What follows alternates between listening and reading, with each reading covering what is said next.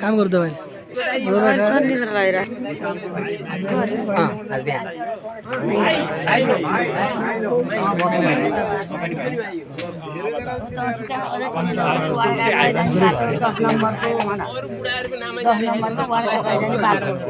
भनेपछि त्यो मन्दिर सजाएर पुग्नु पर्दैन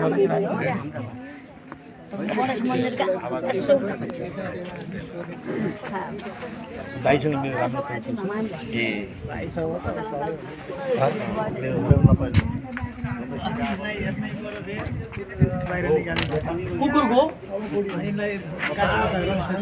सानो जीवनीमा पढ्न चाहन्छु। विक्रम सम्वत 1990 साल मङ्सिर 20 गतेका दिन तत्कालीन गण्डकी अञ्चल स्याङ्जा जिल्ला, हाल गण्डकी प्रदेश स्याङ्जा जिल्ला अन्तर्गत गल्याङ नगरपालिका वार्ड नम्बर 6 पिँढीखोला रामीडाँडामा बुवा नरपति भुषाल र आमा मन्दरी भुषालको कुखबाट एक दाजु, दुई भाइ र एक बहिनीमा माझ दोस्रो सन्तानको रूपमा टेकनाथ भुषालको जन्म भएको थियो। उक्त स्थानबाट कपिलवस्तु हुँदै रूपन्देहीको शुद्धोधन एक बगदी, हाल सिन्धुमा नगरपालिका वार्ड नम्बर 5 मणिराम 2 नम्बरमा बसाइ सराईको क्रममा बसोबास गर्नुभएको थियो।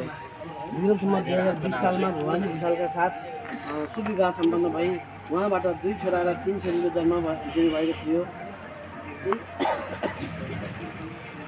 त्यही समयको शारीरिक असुस्थताका कारण विक्रम सम्वत 2022 साल माघ 3 गते शनिबारको दिन 92 वर्ष 2 महिना 13 दिनको उमेरमा स्ट्रोकबाट देहत्याग गरी महाप्रस्थान गर्नुभएकोले हामी सबैले अत्यन्त दुखित एवं मर्माहित तुल्याएको छ।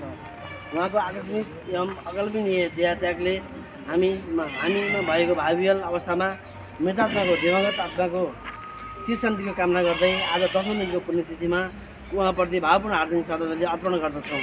साथै उहाँको बरौलीले परिवार, इष्टमित्र, बन्धुबान्धव, आफन्तजन र शुभचिन्तकहरूमा परेको शोकको यस दुःखद घडीमा धैर्य धारण गर्ने शक्ति प्राप्तिको लागि कामनासहित हामी संवेदना व्यक्त गर्दछौँ।